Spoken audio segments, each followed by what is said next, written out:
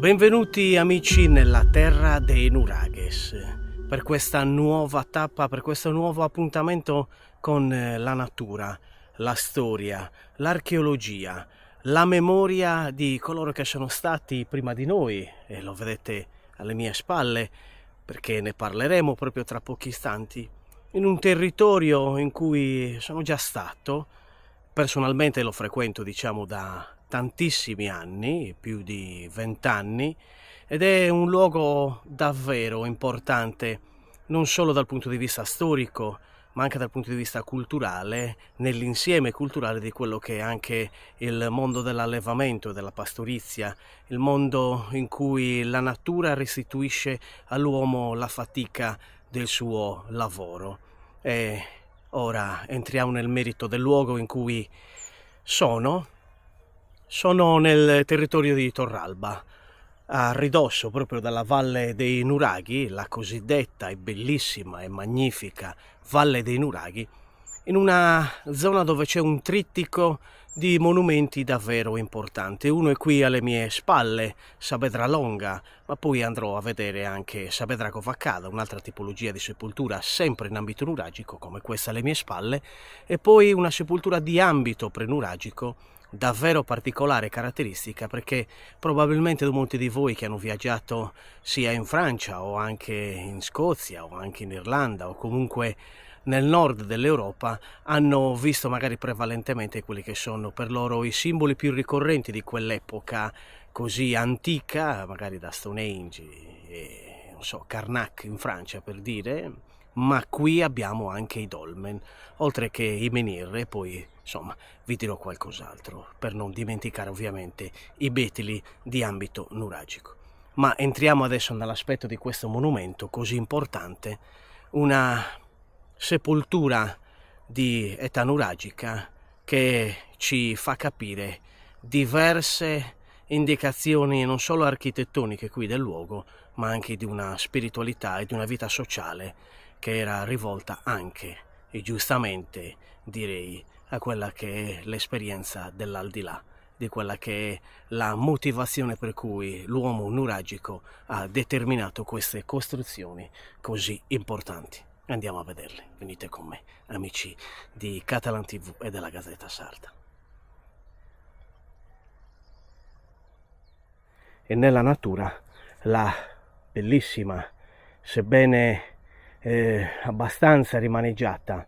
tomba dei giganti di Saavedra Longa. Di Saavedra Longa è proprio qua che ci fa vedere già questo aspetto della sua stele centinata in trachite e del corpo tombale frontale dell'esedra, che già con qualche dato, vedete anche la mia ombra, ma perdonate, è una bellissima giornata di sole, proprio al mattino, qui, mattino autunnale, che possiamo capire bene la struttura di questo monumento. Dicevo, un'esedra di poco più di 15 metri nella sua lunghezza, nella sua estensione, e la vediamo anche da quest'altra inquadratura quanto sia davvero importante e imponente. Vi ho detto la stele centinata, ma anche alcune di queste pietre che sono disposte a coltello. Vediamo, questa è un'altra residua molto importante e interessante, mi ricorda anche qualche menhir antico, chissà se non sia stato già rifunzionalizzato come spesso accadeva anche in qualche tomba. Vediamo la struttura della stele centinata, che ha un residuo di circa 3 metri se non ricordo male, e vediamo anche un po' la sua parte sbozzata, si vede ancora del taglio della pietra proprio tipiche delle stele centinate.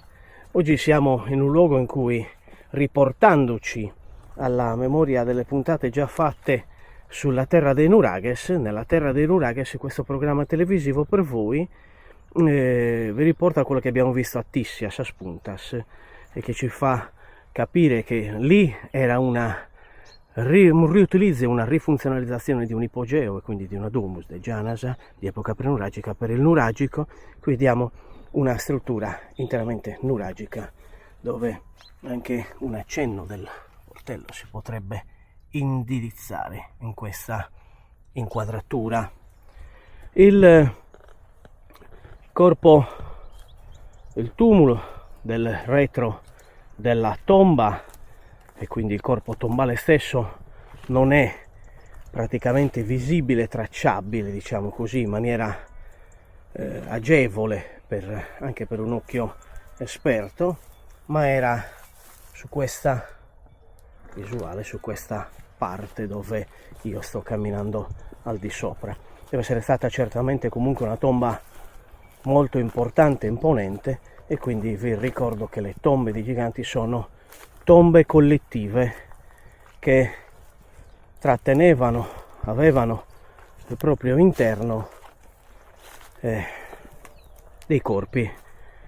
di comunità che vivevano qui nelle zone, e quindi pertinenti a tutta quella serie di agglomerati urbani legati a un nuraghe complesso, magari come quello del Ruiu, che è a pochi chilometri da qui. Ora la natura praticamente si è presa il monumento, ma grazie al lavoro anche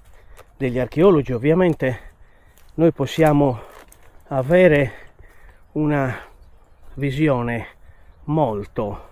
dettagliata su quello che è il mondo architettonico costruttivo del tempo, sebbene sarà molto difficile ricostruire tutta la religiosità, spiritualità del tempo, sebbene tanto comunque ha restituito la cultura materiale anche appunto in questo ambito funerario che ci permette e che ci ha permesso, grazie sempre al lavoro degli archeologi, una maggiore consapevolezza della vita del tempo e quindi di quegli aspetti sociali. Ma comunque diciamo ancora l'esperienza del mistero di quella che era la mentalità del tempo sotto molti aspetti è ancora qualcosa che noi non abbiamo. La giornata, vi dicevo, è molto bella, il monumento è raggiungibilissimo, fruibilissimo,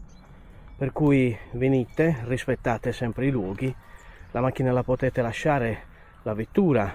a pochi metri dal luogo, e venite, visitate, poi proseguite come farò io il viaggio per scoprire sempre di più le meraviglie di questo monumento, di questo luogo davvero importante. Ed ora proseguiamo il cammino e andiamo a vedere l'altra tomba di giganti, come vi dicevo prima, è il Dolmen. Andiamo.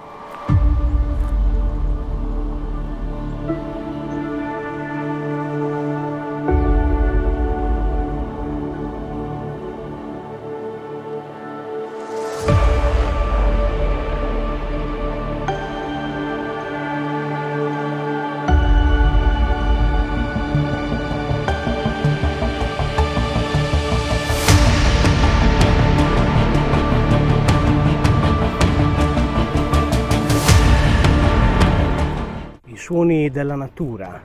le voci, i colori di questo autunno meraviglioso qui a Saavedra Covaccada, tomba di giganti che vede solo un lieve residuo dell'esedra, ma la stele centinata imponente, la lastra principale tombale, è davvero magnifica. Sotto questo albero, questa quercia che ci rimanda ad una natura circostante davvero bella. Guardate che colori, e osservate in questa piana basaltica, per cui è presente una pietra di questo genere, quindi anche trachitica, quindi rocce ignee. Vediamo invece una stele tombale completamente differente, che appare più simile a una pietra di ambito sedimentario e quindi di una roccia calcarea. E ora vedete quanto è davvero imponente questa stele centinata, che purtroppo qui vede una frattura nel portello d'ingresso, che vi ricordo è simbolico di queste tombe collettive davvero importanti per quell'epoca, quindi pertinenti alla costruzione e alla frequentazione dei nuraghi stessi. E la zona è facilmente raggiungibile, siamo infatti andati poco oltre di qualche chilometro dalla precedente struttura architettonica funeraria che vi ho fatto vedere precedentemente, e vicino proprio alla tomba qui c'è anche il dolmen e andremo tra pochissimo a vederlo. Questa è davvero magnificente. Uso sempre e spesso questo termine perché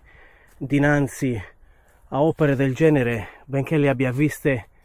da quasi 30 anni ormai, continuare a venire qui è sempre un'emozione che ti richiama ad un'identità del territorio, ad un'identità che ti fa comprendere quanto i nostri antenati erano mastros de pedra, come ho detto altre volte in altre puntate. E vedete qui il residuo dell'esedra stessa, e quindi dell'abbraccio tombale frontale di questa importante testimonianza funeraria, e che certamente arrivava sin qua. Infatti vediamo ancora qualche lieve accenno, perdonate la mia ombra, la giornata dice che il sole ha la priorità soprattutto su questi monumenti. Una cornice naturalistica probabilmente e quasi certamente non voluta crea sotto l'arco di questo albero, di questa quercia, un'immagine cinematografica. Immaginatevi in qualche film storico che vi riporta in qualche modo a quella che era l'epoca, e noi idealmente andremo verso i nostri antenati.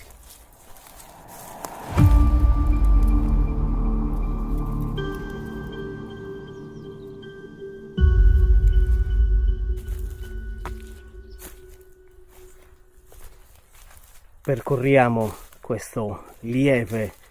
sentiero nella natura rigogliosa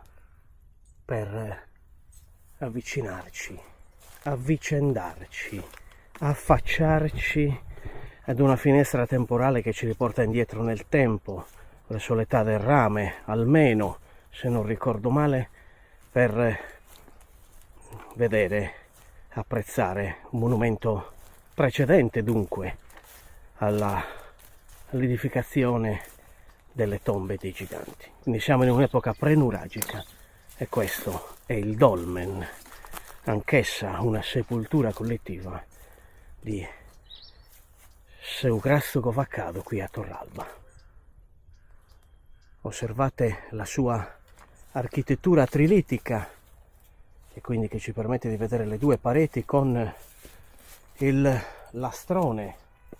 principale, che è davvero imponente. Le parole dolmen e menhir sono recenti per quanto riguarda la linguistica e terminologia scientifica di questi monumenti. Arriva dal bretone, ma noi qui abbiamo altre destinazioni linguistiche per questi monumenti, come Saspedra. Ecco, fate un po' di attenzione, come avete visto, Saspedra Sfittasa, e questa sono Paticrasto Scovaccados, come appunto il sardo ben dice. Osserviamo il residuo del monumento, che comunque appare in condizioni decisamente accettabili, e vediamo anche all'interno, e ancora la mia ombra accompagna questa inquadratura, ad entrare all'interno della camera trilitica della sepoltura. Come vedete, il lastrone principale di copertura è davvero imponente. Questo vi fa comprendere quanto sia stato particolarmente ingegnoso edificare queste strutture, che quindi la tecnologia del tempo, così possiamo utilizzare questo termine che è propriamente nostro dell'epoca moderna, ha permesso in realtà di comunque vedere che cosa l'uomo di quel periodo è riuscito a edificare e a ricondurre alla sua immagine stessa, psichica, mentale, simbolica e quindi religiosa, per la destinazione dell'oltretomba dei loro cari, dei cari di quella epoca. E al di sopra del lastrone, poi cercherò di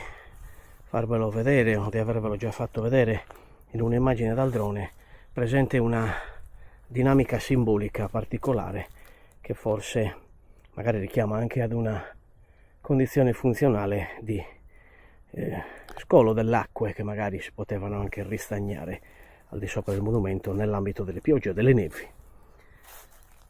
Davvero importante, davvero interessante il monumento, che ci richiama davvero ad una preistoria, e cioè precedente a quella che è una civiltà classica greco-romana, in quella che è invece agli albori di un sistema e di una struttura civile in cui i sardi antichi, gli antichi abitanti di questo luogo, hanno determinato con la loro maestria, col loro ingegno. Nella natura circostante hanno lasciato le loro tracce a noi uomini di oggi, che della modernità ce ne facciamo un vanto, mentre nell'antichità l'uomo di una volta, il sardo in questo caso, di una volta, di secoli fa, era determinato ed impegnato a comprendere che cosa poteva trarre dalla natura circostante, e cioè la sua stessa immagine riflessa sul modo di vivere, sulla propria esistenza. E con questo io vi saluto e vi do appuntamento ad una prossima puntata nella terra dei Nurages, alla scoperta per qualcuno di voi, per altri meno, ma comunque per avvicinarci a quella che è la nostra identità di un Mediterraneo in cui il sardo era davvero protagonista. Un saluto a tutti voi.